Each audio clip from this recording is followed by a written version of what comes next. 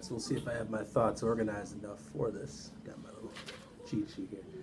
So I'll preface this by saying this is not a lesson.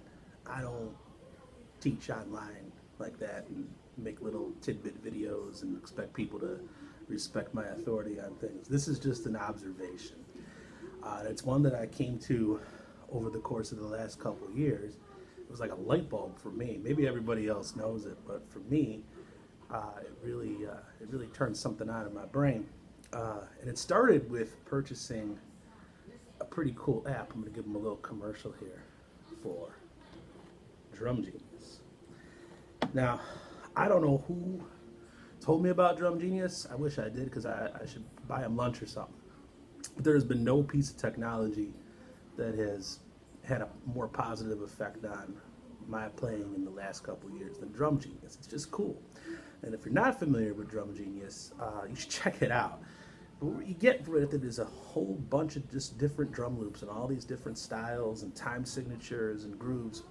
And when I got it, I started checking it out. I liked it right away as a practice tool. And I started, gravitating towards some of the odder things, some of the odd time signatures and some straight 8 beats that were really kind of floaty. And I realized that a lot of times without any kind of harmonic underpinning, no bass, no piano, I couldn't kind of tell where the one was sometimes. Some of these loops had, different, hits on multiple downbeats, and anything could have been the one. And I was like, well, that kind of shot a hole in my idea that I had pretty good time. Because, I don't claim to be a fantastic guitar player, but if I do get any compliments, it's usually on my feel and my time. And those mean the most to me anyway. It's something that I've actually spent a whole lot of practice with.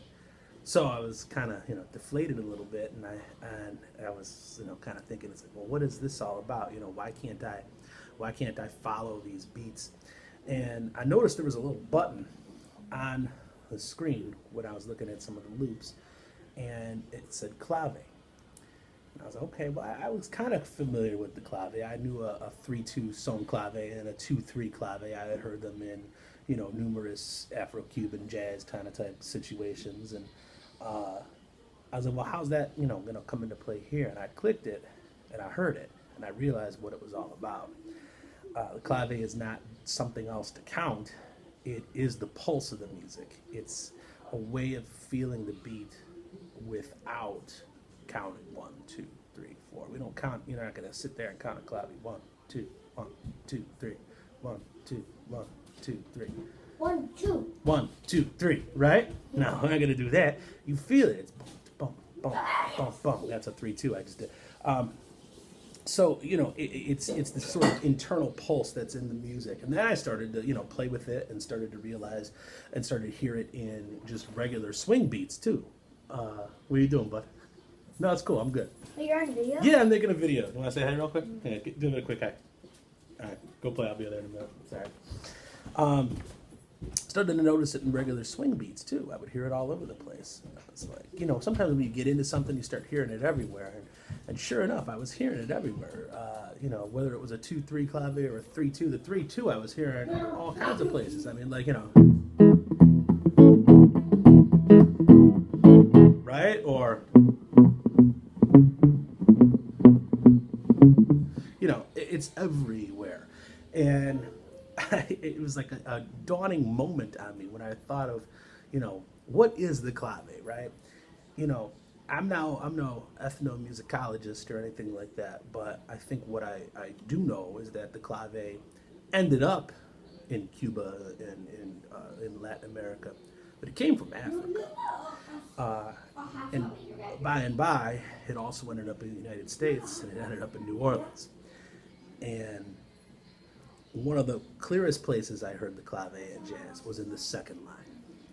Watching parades in New Orleans and watching people dance and listening to the drums and listening to the way the people interacted with the beat of the music. They weren't counting 1, 2, 3, 4. They were hearing bump, bump, bump, bump, bump, bump, bump, bump, bump, bump. They were hearing that beat, and it was like a light bulb went off, because the clave is in everything. The clave is the heart and soul of the music. It is the groove that makes your booty move. Okay, so if you think about it in this sense, okay, and I'm gonna pull up an example here.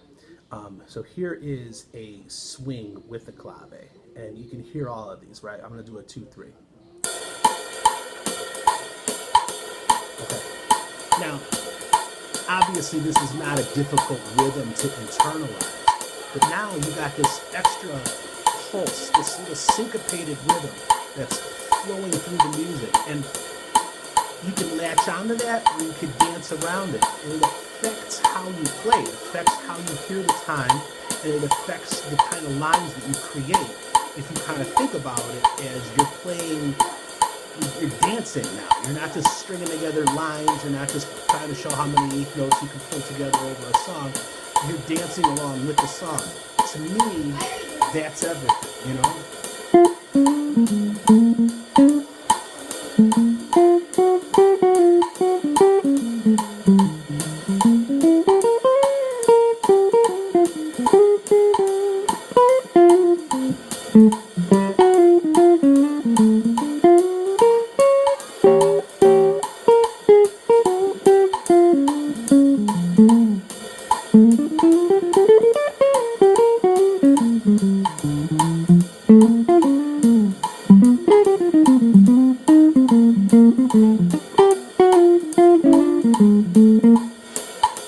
All right, so fun stuff, right?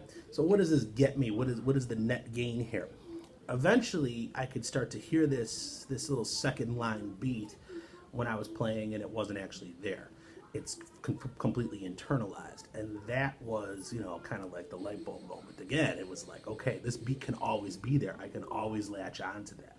So, in short, this has been an infomercial for finding the clave in swing and latching onto it and seeing how it affects your groove. Try it out. Let me know if you like it. And I'm going to keep playing with it too because I think it's great. And keep in mind this concept of clave here. I'm using it kind of loosely here, and you know, I don't want to be disrespectful to music that, you know, that uses the clave as its you know, as its everything. But you know, the word clave, it means like key, right? Or like people say even like keystone, like in an arch, the part that holds everything together. And I think that applies if you could find a syncopated groove that runs through any time, any beat. It's easier to latch onto, and it's better, in my opinion, than counting. So try it out.